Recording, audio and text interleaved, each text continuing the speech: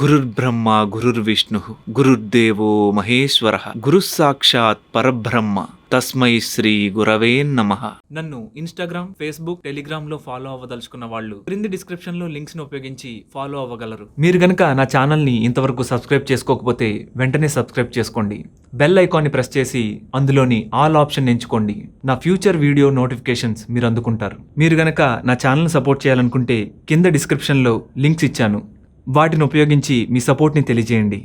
Hi friends, ఎలా ఉన్నారు? మన గత ఎపిసోడ్ అయిన కాకభూషుండి మల్టీవర్స్ మిస్టరీ పార్ట్ 1లో పరమశివుడు కాకభూషుండిని కలిసిన క్రమంలో ఒకానొక పూర్వ కల్పంలో జరిగిన దక్షయజ్ఞ కథను రామచరితమానస గ్రంథాంతర్గతంగా మీకు వివరించడం జరిగింది. అయితే ఆ ఎపిసోడ్ చూసిన చాలా మందిలో శివుడికి సంబంధించి, సతీదేవికి సంబంధించి అనేక సందేహాలు వచ్చాయి. వాటిని ఈ సిరీస్ లోనే, ఈ ఎపిసోడ్ లోనే క్లియర్ చేసుకుందాం. ఆ ప్రశ్నలు ఏంటంటే, 1వ ప్రశ్న, దక్షయజ్ఞం కంటే రామాయణం ముందే జరిగిందా? ఈ ప్రశ్న చాలా మందికి రావడంలో ఆశ్చర్యం లేదు. ఎందుకంటే మన గత ఎపిసోడ్ లో దక్షయజ్ఞం తర్వాత శివుడు కాకభూషుడిని కలిసి రామాయణం విన్నాడు అని తెలుసుకున్నాం. ఈ సందేహానికి ఈ ఎపిసోడ్ లోనే క్లియర్ గా ఆన్సర్ ఇస్తాను. ఇక 2వ ప్రశ్న, శివుడు మరణించిన దక్షుణ్ణి తిరిగి బ్రతికించినప్పుడు మరి చనిపోయిన సతీదేవిని ఎందుకు బ్రతికించలేదు?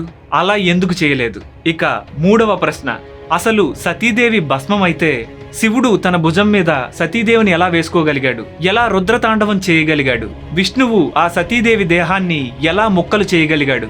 ఇక 4వ ప్రశ్న, అసలు శివుడు భగవంతుడా కాదా? ఆయన భగవంతుడైతే భార్య చనిపోయినందుకు దుఃఖం ఎందుకు పడ్డాడు? భగవంతుడు ఏడవడం ఏంటి? కోప్పడ్డం ఏంటి? అసలు దేవుడంటే వీటన్నిటికీ అతీతంగా ఉండాలి కదా? ఇలా మన సబ్స్క్రైబర్స్ లో చాలా మందికి అనేక సందేహాలు వచ్చాయి. వాటన్నిటికీ ఈ ఎపిసోడ్ లోనే సమాధానాలు తెలుసుకుందాం. నిజానికి ఈ ప్రశ్నల్లో కొన్ని ఎడారి మతాలకు సంబంధించిన వాళ్ళు కూడా మనల్ని అడుగుతుంటారు. మీరు ఏ దేవుణ్ణి కొలుస్తున్నారో కనీసం చెప్పనే లేదు. I think Shiva is a big god. మీరు చెప్పే ఆ దేవుడు ఆయన భార్య చనిపోయినప్పుడు ఏడుస్తున్నాడు. అలాంటప్పుడు దేవుడు ఎలా అవుతాడు? ముందు వాళ్ళతో స్నేహం చేయండి, తర్వాత కుటుంబం నుంచి విడదీయండి, ఆ తర్వాత మనలో ఒకరుగా మార్చండి. ఏదయ్యా నేను చెప్పు, గట్టిగా చెప్పాలా? ఎవరు నువ్వు? ఎవరు చెప్ప?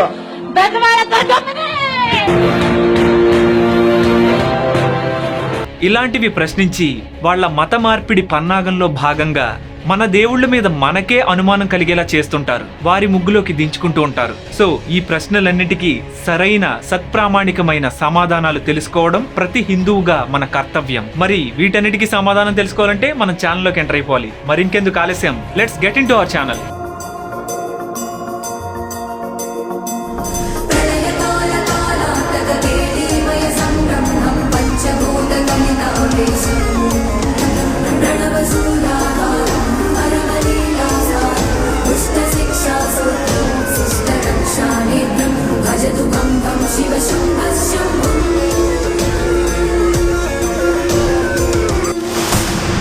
ఈ 4 ప్రశ్నలకి సమాధానం తెలుసుకోవాలంటే మనం ఏ ఒక్క పురాణమో చదివితే సరిపోదు. మనం పురాణాలని, ఉప పురాణాలని ఉపయోగించి వాటన్నిటినీ కలిపి సమన్వయించి అర్థం చేసుకోవాల్సి ఉంటుంది. శివ పురాణం దక్షయజ్ఞ ఘట్టాన్ని వివరిస్తే, కాళికా పురాణం అనే ఉప పురాణం, దేవి ఉప పురాణం అసలు ఈ ముఖ్య సంఘటనల వెనకాల రహస్యాలను వివరిస్తుంటాయి. అన్నీ కలిపి సమన్వయిస్తే మనకు సత్యం బోధపడుతుంది. సో నేను చెప్పబోయే ఈ పురాణాల రిఫరెన్స్ ఇక్కడే ఇస్తున్నాను. అందుకు ఇవిగోండి ఆధారాలు: కాళికా పురాణము, దేవి పురాణము, భాగవతము, శివ పురాణం. వీటన్నిటిని ఒక చోటికి చేర్చి మనం ఇప్పుడు సమాధానాలు తెలుసుకుందాం. ఇవే కాకుండా తులసీదాస్ గారు రచించిన రామచరిత మానసము అనే అతి పురాతన గ్రంథాన్ని కూడా మనం పరిగణలోకి తీసుకోవాల్సి ఉంటుంది. ఎందుకంటే రామచరిత మానసం కేవలం తులసీదాస్ గారు మొట్టమొదట రచించింది కాదు. ఇది అంతకు ముందే, యుగ యుగాలకు ముందే, ఇంకా చెప్పుకోవాలంటే మన్వంతరాలు, కల్పాల కంటే ముందే ఉన్న రామచరిత మానసం. దాన్ని తిరిగి తులసీదాస్ గారు రచించారు. అంతే తప్ప తులసీదాస్ గారు మొట్టమొదటిగా సృష్టించలేదు. అండ్ ఇక్కడ దేవీ పురాణము అంటే దేవి భాగవత పురాణం కాదు, ఇది దేవీ పురాణము అనే ఉప పురాణం. మన మొదటి ప్రశ్న, దక్షయజ్ఞం కంటే రామాయణం ముందు జరిగిందా అని. మీరందరూ మన ఛానల్ని ఫాలో అవుతున్నట్లయితే దేవతల టైమ్ లైన్ మిస్టరీలో నేను దేవతల టైమ్ లైన్ యొక్క క్లియర్ పిక్చర్ డీటెయిల్ గా ఎక్స్ప్లెయిన్ చేయడం జరిగింది. సో బ్రహ్మకున్న 108 సంవత్సరాల ఆయుష్లో బ్రహ్మ యొక్క ప్రతి రోజులో, అంటే ప్రతి కల్పంలో ఒక కొత్త సృష్టిని సృష్టిస్తుంటాడు. బ్రహ్మ యొక్క ప్రతి సంవత్సరంలో 360 రోజులుంటాయి. ఆ ప్రతి రోజుని కల్పం అనే పిలుస్తాం. ఇలా బ్రహ్మ యొక్క 108 సంవత్సరాల ఆయుష్ తీరిన తరువాత ఒక మహాకల్పం పూర్తయింది అని అంటాం. ఇక్కడ ఆయన ప్రతి రోజు ఒక కల్పం, ప్రతి రాత్రి రాత్రి ఒక కల్పం. అలా బ్రహ్మ యొక్క ప్రతి రోజు అనే కల్పంలో ఒక్కో దక్షయజ్ఞం జరుగుతుంటుందన్నమాట.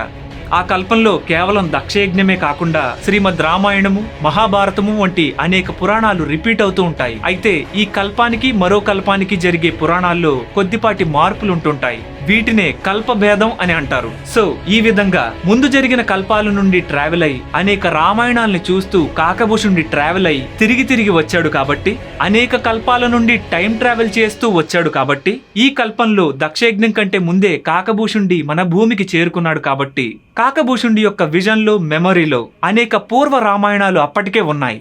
ఇక ఆ తరువాత జరిగిన దక్షయజ్ఞంలో శివుడు దేవతల్ని, దక్షుణ్ణి తిరిగి బ్రతికించి రక్షించిన తరువాత లోకాంతర ప్రయాణం చేసి కాకభూషుడి వద్దకు చేరి హంసగా మారి ఆ పూర్వకల్పంలో జరిగిన రామాయణాన్నే విన్నాడు. అంటే పాస్ట్ లో జరిగిన రామాయణాన్ని విన్నాడు. ఫ్యూచర్ లో రాబోయే రామాయణాన్ని, అంటే మనం ఇప్పుడు చెప్పుకుంటున్న రామాయణాన్ని వినలేదు. అందుకని నా గత ఎపిసోడ్ లో క్లియర్ గా మెన్షన్ చేశాను, ఇది రామచరిత మానసము అనే 1,00,000 శ్లోకాల అద్భుతమైన రామాయణం అని. ఓకే, మీ డౌట్ క్లియర్ అయింది అనుకుంటున్నాను. ఇక 2వ ప్రశ్న, 3వ ప్రశ్న, 4వ ప్రశ్న, ఈ మూడింటికి కలిపి ఒకేసారి సమాధానం చూద్దాం. అప్పుడే మీకు ఒక క్రిస్టల్ క్లియర్ ఐడియా వస్తుంది. పూర్వం దక్షయజ్ఞంలో శివుడిని పిలవకపోయినా సతీదేవి శివుని యొక్క అనుమతి తీసుకుని తన తండ్రి చేస్తున్న యజ్ఞానికి వెళ్లాలనుకుంటుంది. అలా శివ ఆజ్ఞ తీసుకునే క్రమంలో ఏం జరిగిందో మనకు శివ పురాణం వివరించదు. మిగిలిన దేవీ పురాణం, కాళికా పురాణం వంటి ఉప పురాణాలు ఈ ఘట్టం గురించిన సీక్రెట్స్ మనకు వివరిస్తాయి.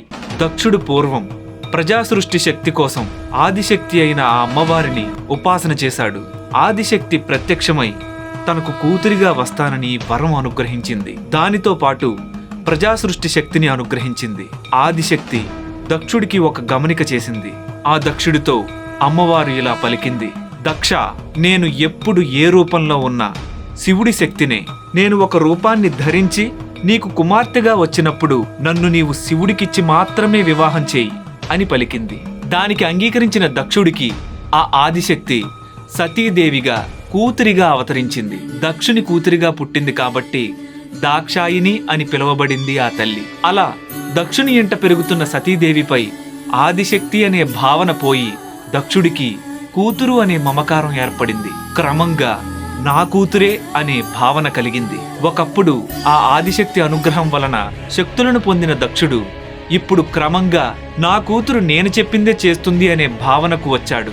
ఆ ఆదిశక్తికి ఇచ్చిన మాటనే తప్పి ఆ అమ్మనే మోసం చేశాడు. సతీదేవి యుక్త వయసుకు రాగానే స్వయంవరం ప్రకటించి ఒక్క శివుడిని తప్ప అందరినీ పిలిపించాడు. వరమాల పట్టుకుని సభలో నిలుచున్న సతీదేవి ఆ స్వయంవరం సభలో ఒక్క శివుడు తప్ప అందరూ ఉండడం గమనించింది.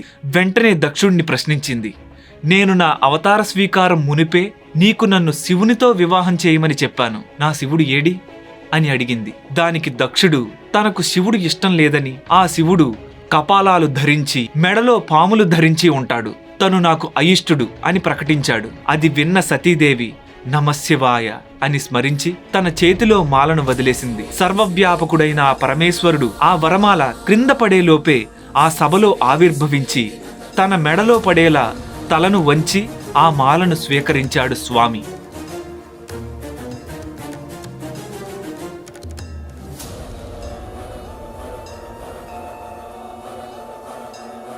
సభ అంతా చూస్తుండగా ఒక్కసారి అందరికీ కనిపించి మళ్లీ అంతర్ధానమైపోయాడు. ఇదంతా చూసిన దక్షుడు దిగ్భ్రాంతికి గురయ్యాడు. తన సింహాసనం నుండి లేచి నిలబడి చకితుడై తన సింహాసనంలోనే కూలబడి చతికిలబడిపోయాడు. బ్రహ్మ విష్ణువులు ఓదార్చగా చేసేది ఏమీ లేక శివుడితో సతీదేవికి వివాహం జరిపించాడు. అయినా తత్వదృష్టి లేని ఆ దక్షుడికి శివద్వేషం పోలేదు. కొంతకాలానికి ఒకానొక నాడు దేవసభ జరుగుతుండగా త్రిమూర్తులైన బ్రహ్మ విష్ణు మహాశివులు ఆ సభలో కొలువుతీరి ఉండగా దక్ష ప్రజాపతి ఆ సభకు ఆలస్యంగా వెళ్ళాడు. దక్షుని రాకను గమనించిన దేవేంద్రాది దిక్పాలక దేవతలు, ఇతర దేవగణాలు తమ స్థానాల్లో నుండి నిలబడి లేచి గౌరవించారు.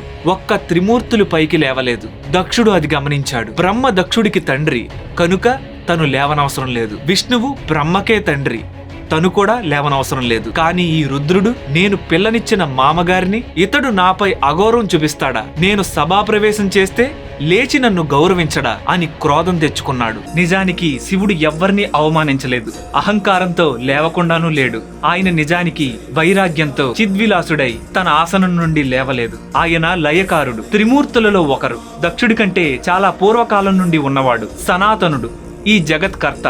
అలాంటి శివుణ్ణి ఒక సంస్కారం లేనివాడుగా భావించి దక్షుడు ద్వేషించాడు. తరువాత మిగిలిన దేవతలందరినీ ఒప్పించి అసలు శివుడే లేని యజ్ఞాన్ని తలపెట్టాడు.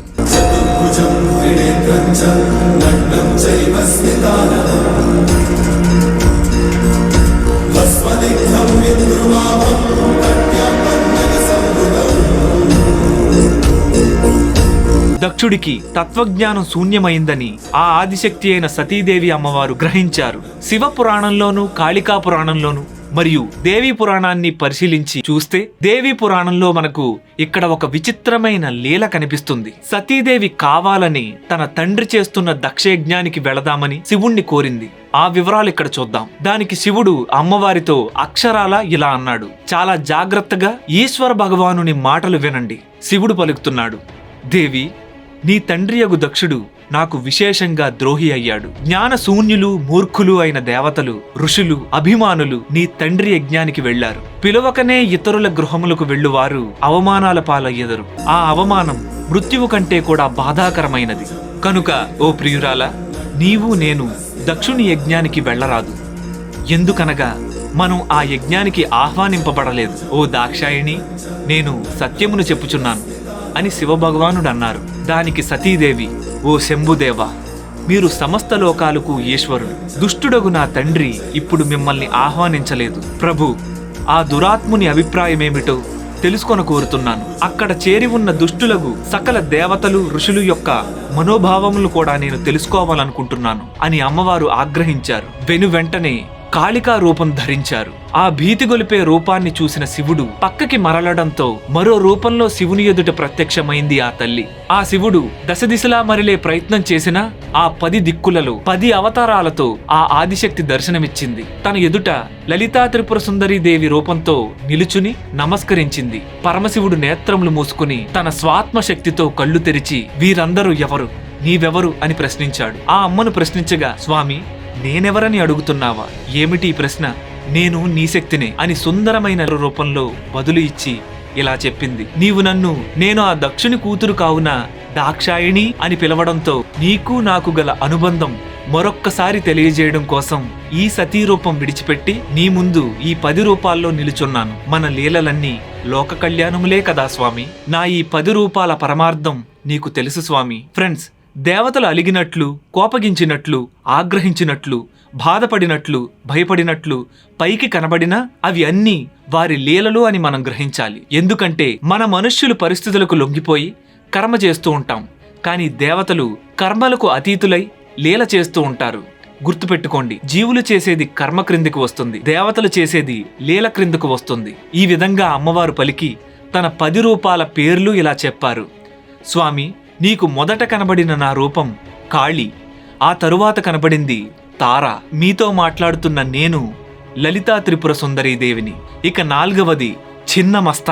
అటు తర్వాత వరుసగా భగళాముఖి, ధూమావతి, మాతంగి, భైరవి, కమలాత్మిక, భువనేశ్వరి రూపాలు. ఇవి నా 10 మహావిద్యలు. ఈ విద్యలకు నీవే గురువై, నీ విద్యలకు నేను గురువై లోకాలకు అందించాలి. స్వామి, నీవు ఉపాసనా శాస్త్రమును తయారు చేయి అని పలికింది. శివుడు అలానే అని అనుగ్రహించాడు. ఇలా ఆదిశక్తి సతీదేవిగా మారి తన 10 రూపాలను తనలో లీనం చేసుకుంది. అలా తిరిగి సతీదేవి రూపంలో మారి శివునితో దక్షయజ్ఞానికి వెళ్ళమంటావా స్వామి అని అడిగింది. శివుడు అప్పుడు సతీదేవితో ఉత్తమ వ్రతమును పాలించు అని అన్ని రాజోపచారాలను, నంది మరియు ప్రమదగణాలను తోడుగా ఇచ్చి పంపించాడు. అలా దక్షయజ్ఞానికి వెళ్లిన సతీదేవిని తన తల్లి, బంధువులు అందరూ ఆత్మీయంగా స్వాగతించారు. కానీ తన తండ్రి దక్షుడు మాత్రం ఆదరించలేదు. మిగిలిన దేవతలు సరైన ఆదరణ చూపించలేదు. అందరి చేత తిరస్కరించబడిన సతీదేవి కూడా చాలా ఆశ్చర్యానికి లోనైంది. తల్లిదండ్రులకు ప్రణామం చేసింది. ఆ యజ్ఞంలో విష్ణువు, బ్రహ్మ మొదలైన వారందరికీ భాగం ఉంది, కానీ శివుని భాగం మాత్రం సతీదేవికి కనిపించలేదు. అప్పుడు సహించరాని కోపంతో, ఉక్రోషంతో దక్షునితో ఇలా పలికింది: ఓ ప్రజాపతి దక్ష, పరమ మంగళప్రదుడైన శివభగవానుని ఈ యజ్ఞానికి ఎందుకు ఆహ్వానించలేదు? ఆయన వలనే ఈ సకల చరాచర జగత్తు పవిత్రమవుతుంది. ఆ స్వామియే యజ్ఞం, ఆయనే యజ్ఞవేత్తల్లో శ్రేష్ఠుడు, ఆయనే యజ్ఞాంగం, యజ్ఞ దక్షిణ, కర్త, యజమాని, ప్రభువే ఆయన యజ్ఞ ఫలప్రదాత. ఆయన స్మరణ చేత సమస్తము పవిత్రమవుతుంది. అసలు ఆయన లేకుండా బ్రహ్మ, విష్ణు మొదలైన దేవతలు ఇందులో ఎలా పాల్గొంటున్నారు అని అందరినీ నిలదీసింది. ఆ సతీదేవి మాటలకు, ప్రశ్నలకు అందరూ మారు మాట్లాడక ఊరుకున్నారు. దక్షుడప్పుడు: ఓ భద్రురాలా, నీవిలా పలకడం వల్ల ప్రయోజనం ఏం ఉండదు. ఇక్కడికి ఎందుకొచ్చావు? ఇక్కడకు రావడం, వెళ్లిపోవడం నీ కోరిక మీదే ఆధారపడి ఉంది. నీ భర్త శివుడు అమంగళ స్వరూపుడు. ఇది విద్వాంసులందరికీ తెలుసు. అతడు వేదముల చేత బహిష్కృతుడు, భూత ప్రేతాది గణములకు స్వామి. అతడు వికారమైన వేషం ధరించి ఉంటాడు, కనుక రుద్రుణ్ణి ఇక్కడకు ఆహ్వానించలేదు అని అన్నాడు. ఆ శివుడికి శాస్త్రజ్ఞానం లేదు. అతడు మూర్ఖుడు, పాపి. ఏదో ఆ రోజు బ్రహ్మ నచ్చజెప్పబట్టి అతన్ని నీకిచ్చి వివాహం చేశాను. ఈ యజ్ఞానికి నీవు రానే వచ్చావు, శాంతించి నీ భాగాన్ని నీవు స్వీకరించు అని అన్నాడు. దక్షుడు పలికిన నిందావాక్యాలు విని త్రిభువన పూజితయగు సతీదేవి తన దృష్టిని అతని వైపు ప్రసరింపజేసి క్రోధావేశాలతో: నేనిప్పుడు శంకరుని వద్దకు ఎలా వెళ్ళగలను? వెళ్ళినచో ఆ స్వామి విషయములు అడుగుతాడు. అప్పుడు ఆయనకు నేనేమి సమాధానం చెప్పగలను అని ముల్లోకములకు జనని అయిన ఆ సతీదేవి రోషావేశ భరితురాలయ్యింది. దుష్ట హృదయం గల తన తండ్రితో మహాదేవుణ్ణి నిందించువారు, ఆ నిందను వినువారు ఇరువురు సూర్యచంద్రులు ఉన్నంత వరకు నరకంలో పడి ఉందురు. కనుక నా ఈ శరీరాన్ని త్యజిస్తాను, అగ్ని అందు ప్రవేశిస్తాను అని పలికింది. శంకరుని మాటలు గుర్తుకు తెచ్చుకుని సకల దేవతలు చూస్తుండగా దక్షునికి ఆ శంకరుడు ఉదార బుద్ధి గలవాడు. తన జటలను వ్యాపింపచేసి కపాలములను మెడలో ధరించి శ్మశానమందు భూతములతో సంచరించుచు ప్రసన్నుడై ఉంటాడు. ఒంటి నిండా భస్మమొలదుకుని కపాలమును మాలగా ధరిస్తాడు. మునులు, దేవతలు ఆయన చరణములకు అంటుకుని పడి ఉన్న నిర్మాల్యాన్ని భక్తితో శిరస్సున ధరిస్తారు. దీనికి కారణం భగవంతుడైన శివుడే, సాక్షాత్తు పరమేశ్వరుడు అని శమధమాది కర్మల గురించి వివరించి చెప్పింది. ఇక చివరిగా ఆ శివుడు రేపు నన్ను దాక్షాయిణి అని దక్షుడి కూతురు అనే సంబంధాన్ని గుర్తు చేస్తూ పిలుస్తాడు. అప్పుడు నా మనస్సు ఆకస్మిక దుఃఖానికి లోనవుతుంటుంది. కనుక నీ నుండి వచ్చిన ఈ శరీరాన్ని ఇప్పుడే పరిత్యజిస్తాను అని యోగాగ్నిని రగల్చి ఆ సతీదేవి దగ్ధమైంది. ఇలా సతీదేవి దగ్ధం అయ్యాక అది తెలిసిన శివుడు ఆగ్రహించడం, వీరభద్రుణ్ణి, భద్రకాళిని సృష్టించి శివగణాలతో దక్షయజ్ఞాన్ని విధ్వంసం చేయించడం, వీరభద్రుడు దక్షుణ్ణి సంహరించడం మనకందరికీ తెలిసిందే. అటు తర్వాత బ్రహ్మ, ఇంద్రాది దేవతలు కైలాసానికి వెళ్లి ఆ శివ భగవానుణ్ణి క్షమాపణ అడిగి అందర్నీ బ్రతికించమని, బాగు చేయమని అడుగుదామని భయంగా కైలాసానికి వెళ్లారు. ఆ శివుడు ఆగ్రహోదగ్రుడై అందర్నీ భస్మం చేస్తాడేమో అని అనుమానంతో భయచకితులై అక్కడికి వెళ్లారు. భయచకితులై అక్కడికి వెళ్లిన మిగిలిన కొంతమంది దేవతలు మరియు బ్రహ్మకు ఆశ్చర్యకరమైన ఒక దృశ్యం ఆ కైలాసంలో కనిపించింది. ఆ స్వామి వటవృక్షం క్రింద తత్వజ్ఞాన ముద్రతో దక్షిణామూర్తి రూపంలో సనక సనందాదులకు, నారదునికి తత్వజ్ఞానాన్ని ప్రసరిస్తున్నారు పరమ శాంతమూర్తిగా. బ్రహ్మాది దేవతలు ఆశ్చర్యపోయారు. వారి రెండు చేతులు జోడించి తలలు వంచి ఆ స్వామి చరణములకు ప్రణమిల్లారు. విష్ణువు రాక చూసి ఆ శివభగవానుడే లేచి నిలబడి తల వంచి ఆయనకు నమస్కరించాడు. విష్ణువు, బ్రహ్మ మొదలైన దేవతలు ఆ శివునికి నమస్కరించారు. ఇలా పరస్పరం శివ విష్ణువులు ఒకరికొకరు నమస్కరించుకున్నారు. ఫ్రెండ్స్, నిజంగా శివుడు క్రోధావేశాలకు వసుడైపోయి ఉంటే సాధారణ మానవుళ్లాగా కోపంగా కక్షతో అక్కడ కైలాసంలో కూర్చుని ఉండాలి. కానీ శివుడు అలా ఎందుకు లేడు? ఎస్, శివుడు అలా లేడు. మనకు సుస్పష్టంగా శివపురాణంలో వివరించబడి ఉంది. దానికి ఆధారం శివపురాణము, రుద్ర సంహిత, సతీఖండము. మీలో ఎవరైనా సరే దీన్ని రిఫర్ చేసుకుని చదివి చూడొచ్చు. శివుడు భగవంతుడని, సర్వజ్ఞుడని ఇక్కడ మనకు తెలుస్తుంది. అవతారం స్వీకరించి రూపం లేని ఆ పరమాత్మ శివుడు అనే ఒక రూపంలో ఉన్నాడు కాబట్టి, ఈ సృష్టిలో ప్రవేశించాడు కాబట్టి ఇక్కడి కర్మలను, ధర్మాలను ఆయన లీలగా ఆచరించి, అనుసరించి, ప్రవర్తించి మానవులకు చూపిస్తుంటాడు. నిజానికి దక్షుడి పాపకర్మ ఫలప్రదాతగా పరమేశ్వరుడు ఉగ్ర రూపం ధరించాడు. అంతే తప్ప తనకు కోపం వచ్చి ధరించలేదు. ఏ విధంగా అయితే ఒక తల్లి తన పిల్లవాడు బూతుమాట్లాడాడు అనుకోండి, ఆ పిల్లవాడి మీద కోపం తెచ్చుకుని 4 కొడుతుంది. అంత మాత్రాన ఆ తల్లి క్రోధ స్వరూపురాలు కాదు. ఆ పిల్లవాని మీద ప్రేమ లేనిది కాదు. ఆ పిల్లవాడు చేసిన తిట్టడం అనే పాపకర్మకు ఒక ఫలిత రూపంలో తల్లి ఆగ్రహిస్తుంది. తనకు బుద్ధి చెప్పి తిరిగి శాంత స్వరూపురాలవుతుంది. అదే విధంగా శివ భగవానుడు కూడా దక్షుడు చేసిన పాపకర్మ ఫలితానికి క్రోధరూపం దాల్చాడు తప్ప తనకు స్వతహాగా ఏ కోపం లేదు. అలా దక్షయజ్ఞ విధ్వంసంలో అనేక అవయవాలు కోల్పోయిన మిగిలిన దేవతలను, ప్రాణాలు కోల్పోయిన దక్షుణ్ణి రక్షించమని బ్రహ్మ, విష్ణు ఆది మిగిలిన దేవతలు కోరుకొనగా ఆ దేవతల ప్రార్థన మేరకు వారితో కలిసి వెళ్లి ధ్వంసమైన ఆ దక్షవాటికలో స్వామి అడుగుపెట్టారు. ఆయన పాదం మోపగానే తెగిపడిన మామిడి తోరణాలు తిరిగి పైకి లేచి అతుక్కున్నాయి.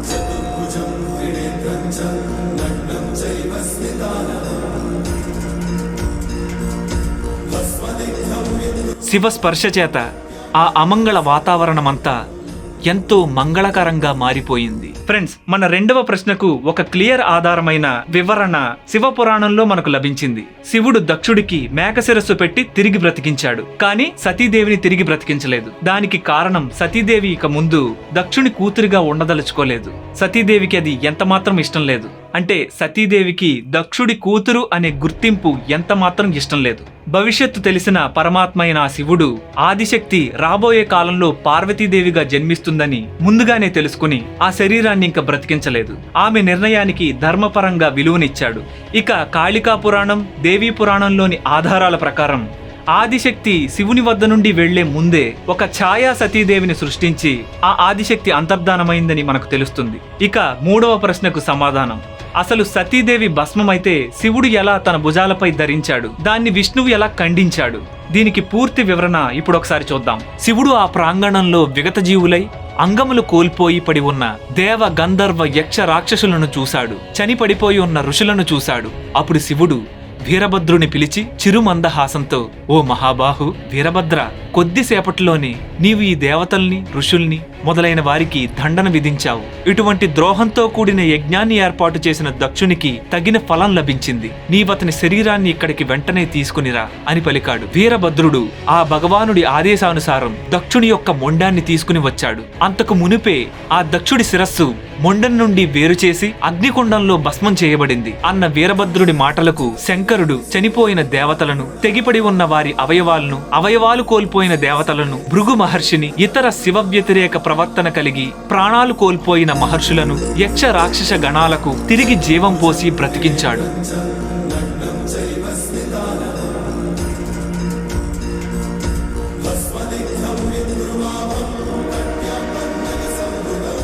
ఆ తదనంతరం ప్రజాపతి దక్షుడి మొండానికి అక్కడ పడి ఉన్న మేక తలను జోడించి శివుడు ప్రాణం పోశాడు.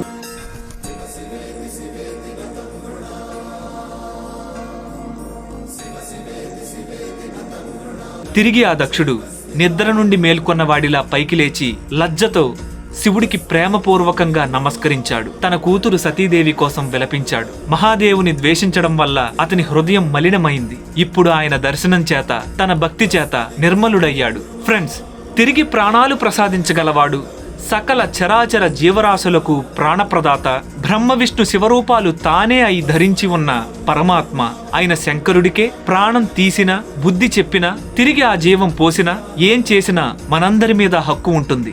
ఆగ్రహము, నిగ్రహము రెండూ శివుడికి తెలుసు. ఆయన ప్రేమ, కరుణ అపారమైనవి. అప్పుడు ఆ దక్ష యజ్ఞాన్ని శివుడు దగ్గరుండి పూర్తి చేయించి దేవతలను, లోకాలను అనుగ్రహించాడు. ఆ తరువాత వెంటనే ఆ శివుడికి సతీదేవి అమ్మవారు గుర్తుకు వచ్చారు. మనసులో బాధను పొందారు. ఆ స్వామి వారిరువురి భార్యాభర్తల ప్రేమానుబంధం గుర్తు తెచ్చుకుని దుఃఖపడ్డాడు. వెంటనే విష్ణువు, బ్రహ్మ వచ్చి స్వామిని ఓదార్చే ప్రయత్నం చేశారు. ఓ శంకర, నీవెందుకు భార్య కోసం ఒక పామరుడిలాగా, సాధారణ మనిషిలాగా బాధపడుతున్నావు అని ప్రశ్నించారు. నీ పరాశక్తే ఆ సతీదేవిలా అవతరించి వచ్చింది. అసలు మీరిరువురికి ఎన్నడూ ఎడబాటనేదే లేదు. ఆ తల్లి నీ స్వాభావిక శక్తి, నీ సహజ శక్తి. నీవు బాధపడవలదు అని విష్ణు భగవానుడు అన్నారు. దానికి ఈశ్వరుడు, ఇదంతా తత్వదృష్టి పరంగా నిజమే, కానీ సృష్టి లీల కోసం నేను ఈ శివరూపాన్ని ధరించాను. ఆమె సతీ రూపాన్ని స్వీకరించింది. మేమిరువురము ఈ రూపాల్లో ఈ సృష్టి లోపలికి వచ్చాము. ఇది ఈ జగత్ రచనలో ఒక భాగం. మేము వేదశాస్త్రములను అనుసరించి వివాహం చేసుకున్నాము. ఇది లోకక్షేమం కోసం, దేవతాక్షేమం కోసం మేము చేసిన లోక లీలా రచన. ఈ లీలా శరీరం అనే నా భార్యా వియోగం సకల దేవతలకు, లోకాల క్షేమానికి మంచిది కాదు. నేను నిజానికి నిర్గుణ రూపుణ్ణి, ఆకారం లేనివాణ్ణి. కాని గుణములను, రూపములను, నా అంతట నేను ధరించి వచ్చాను కనుక నా భార్యా వియోగ దుఃఖాన్ని అనుభవిస్తున్నాను అని అన్నారు ఆ పరమశివుడు. అప్పుడు దేవతలు అందరూ ఒక్కటై ఆ అమ్మవారిని ప్రార్థించారు. ఆ ఆదిశక్తి ఆకాశవాణి రూపంలో ఇలా బదులు పలికింది, ఓ దేవతలారా, నేను రాబోయే కాలంలో నన్ను కూతురిగా పొందాలనుకుని తపస్సు చేస్తున్న మేనాదేవి హిమవంతులకు పుత్రికగా జన్మిస్తాను. నా ఈ దివ్య శక్తికి తండ్రిగా ఉండే అర్హత ఇక ఈ దక్షుడికి లేదు. అందుచేత ఇప్పుడు వెంటనే నేను తిరిగి రావడం జరగదు. ఈ దక్షుడికి కూతురిగా నేను తిరిగి రాలేను అని అన్నది. ఆమె యొక్క సతీదేవి ఛాయారూపమే ఆ దక్షవాటికిలో యజ్ఞసభ ప్రాంగణంలో కనిపిస్తుంది అని శివునికి చెప్పి ఆ ఆకాశవాణి అంతర్హితమైంది. అప్పుడు శివుడు ఆ యజ్ఞ సభలో ప్రవేశించి అక్కడ పడి ఉన్న సతీదేవి శరీరాన్ని చూశాడు. నల్లగా కాలిన కట్టెలాగా ఉన్నప్పటికీ కనులు మూసుకుని శరీర వికారమేమీ లేకుండా నిద్రిస్తున్న దేవతా స్త్రీగా మాత్రమే ఉంది తప్ప కాలిన గాయాలు బొబ్బలు ఎక్కడా ఆమె శరీరం మీద లేవు. వియోగ బాధలో ఉన్న పరమేశ్వరునికి ఆ ఛాయాసతీ స్వరూపాన్ని చూడగానే ప్రేమతో స్పృశించి ఆనందంతో భుజాన వేసుకున్నాడు. తాణువైన ఆ ఈశ్వరుడికి ఆ శక్తి స్వరూపిణి శరీరం తగలగానే ఆనంద పారవశ్యంతో శివతాండవం చేయసాగాడు. అది క్రమంగా ప్రళయతాండవంలా మారి లోకాలకు ప్రళయం సంభవించే సూచనలు మొదలయ్యాయి. వెంటనే దేవతలందరూ విష్ణువుని ప్రార్థించగా స్థితికారుడైన ఆ మహావిష్ణువు ధ్యానమగ్నుడై అమ్మవారిని ప్రార్థించాడు. అప్పుడు అమ్మవారు తన ధ్యానంలో నుండే ఇలా పలికారు, ఓ శ్రీ మహావిష్ణువు, నువ్వు ఏమీ ఆలోచించకుండా వెంటనే ఆ శివ ప్రళయ తాండవాన్ని ఆపడానికి ఆయన భుజాన ఉన్న నా సతీ శరీరాన్ని నీ సుదర్శన చక్రంతో ఖండములుగా చేయి అన్నది. ఫ్రెండ్స్, కాళికా పురాణం, దేవి పురాణం ఆధారంగా ఉన్న ఈ పురాణంలో విష్ణువు తన సుదర్శన చక్ర ధారలతో సతీదేవి శరీరాన్ని ఖండించినట్లుగా ఉంది. మరొక కల్పాంత పురాణంలో శ్రీ మహావిష్ణువు తన బాణాలచే సతీదేవి శరీరాన్ని ఖండించినట్టుగా ఉంది. కథలో ఉన్న ఈ కల్పభేద రహస్యాన్ని గుర్తించండి. ఇది కల్పభేదం వల్ల వచ్చిన గాథ. ప్రతి కల్పంలోనూ పురాణానికి సంబంధించిన ముఖ్య ఘట్టాలు జరుగుతూ కొన్ని మార్పులు ఉంటూ ఉంటాయి. ఓకే,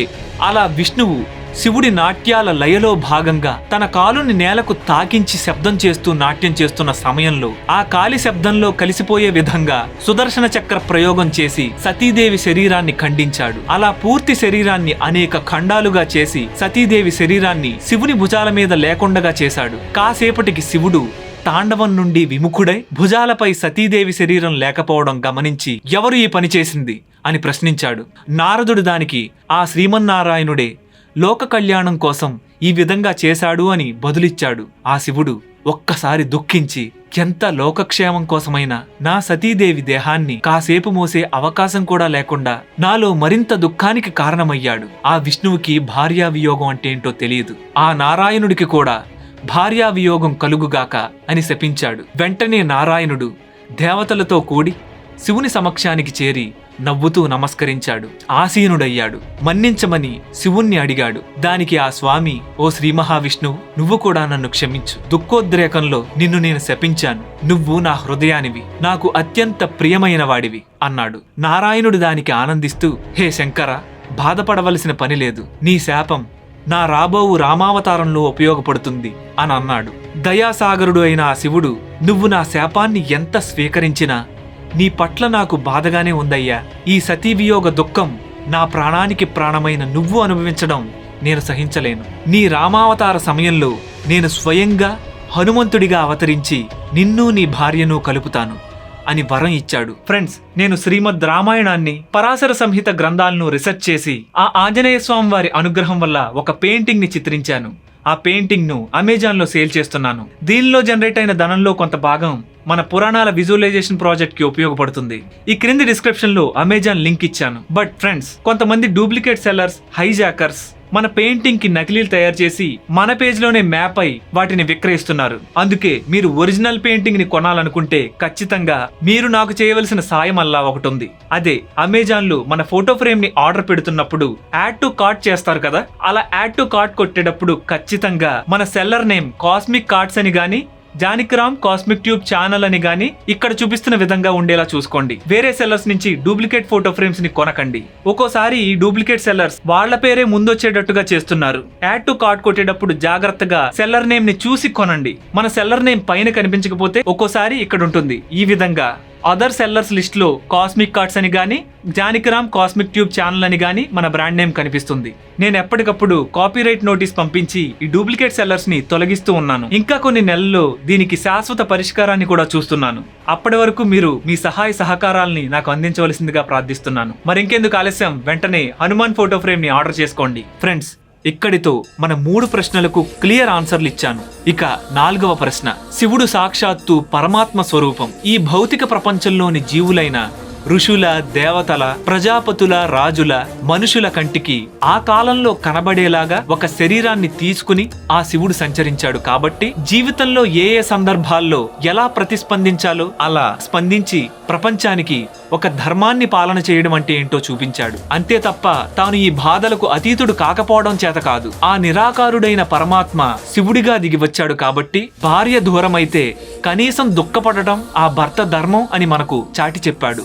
అందరూ కలిసి లయకారుడైన శివుడే లేని అధర్మ యజ్ఞానికి పాలుపడితే అది తప్పు, అధర్మం అని ఎంత పెద్ద పెద్ద వాళ్ళు ఇన్వాల్వ్ అయినా కూడా, అంటే ఎంత పెద్ద దేవతలు అందులో ఇన్వాల్వ్ అయినా కూడా ఆ తప్పుని తప్పుగా ఎదిరించాలని, ఆ అధర్మాన్ని శిక్షించాలని వీరభద్రుణ్ణి, భద్రకాళిని సృష్టించి దక్షయజ్ఞాన్ని ధ్వంసం చేసి చాటి చెప్పాడు. అధికారం ఉంది కదా అని అమాయకురాలైన సతీదేవి మరణానికి కారణమైన ఆ దక్షుడి అజ్ఞానాన్ని, అధర్మాన్ని పీచమణిచి చూపించాడు ఆ శివ భగవానుడు.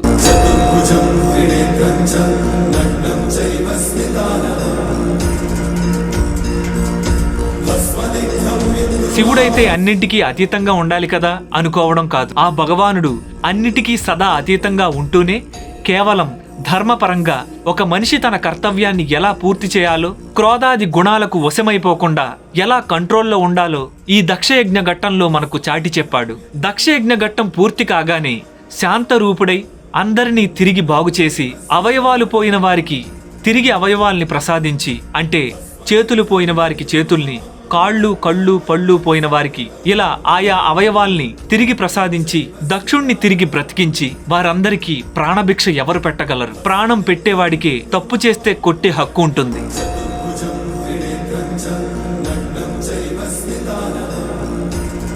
ఘటన సమర్థుడు ఆ శివ భగవానుడు. కొంతమంది శివకేశవుల మధ్య భేదం చూపిస్తూ ఉంటారు. దురదృష్టవశాత్తు చాలా మంది అలాంటి వాళ్ళు ఈ కాలంలో కూడా ఉన్నారు. నిజానికి ఆ పరమాత్మే బ్రహ్మ విష్ణు శివ రూపాలను ధరించి ఈ సృష్టి కార్యాన్ని నిర్వర్తిస్తున్నాడు.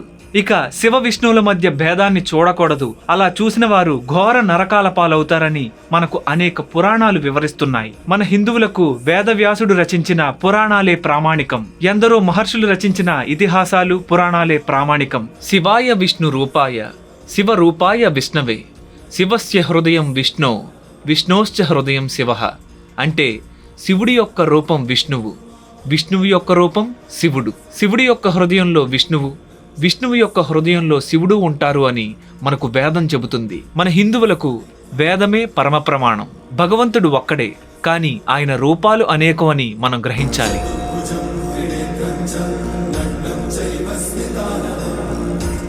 పూర్వకల్పంలో జరిగిన శ్రీరాముని గాథను కాకభూషుడి ద్వారా విన్న శివుడు విష్ణువుకిచ్చిన మాట ప్రకారం విష్ణువు యొక్క దాసునిగా, శ్రీ సీతారాముల్ని కలిపే హనుమంతునిగా అవతరించిన ఆ దివ్య లీలలను విని పొంగిపోవడంలో, ఆయన మనస్సు రామభక్తితో నిండి మునిగిపోవడంలో ఆశ్చర్యమేముంది? ఫ్రెండ్స్, అతి త్వరలో మళ్ళీ కలుద్దాం. అంతవరకు సెలవు. నమస్కారం.